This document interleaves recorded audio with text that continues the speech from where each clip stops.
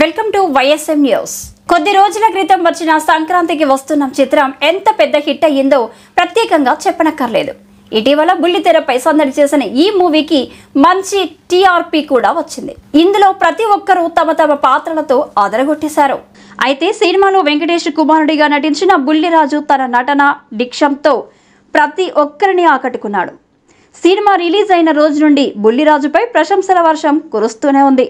అంతనే centre of అట్రాక్షన్గా మారాడు. బుల్లిరాజుతో చాలా ప్రమోషన్స్ కార్యక్రమాలు కూడా నిర్వహించారు. సంక్రాంతికి వస్తున్న చిత్రం మాస్ ఎంటర్టైన్మెంట్తో పాటు కుటుంబ కథా చిత్రంగా కూడా మంచి గుర్తింపు తెచ్చుకుంది. ఇందులో బుల్లిరాజు బూతులు తిడుతూ తెగ నవ్విస్తుంటాడు. అయితే బుల్లిరాజు అలా బూతులు తిట్టడానికి కారణం ఓటీటీలు చూసి చెడిపోవడమే అని వెంకీ చిత్రంలో చెప్పుకొస్తాడు. ఏది ఏమైనా తొలి సినిమాతో బుల్లిరాజుకి మంచి పేరు రావడంతో పాటు డిమాండ్ కూడా అమాంతం పెరిగింది.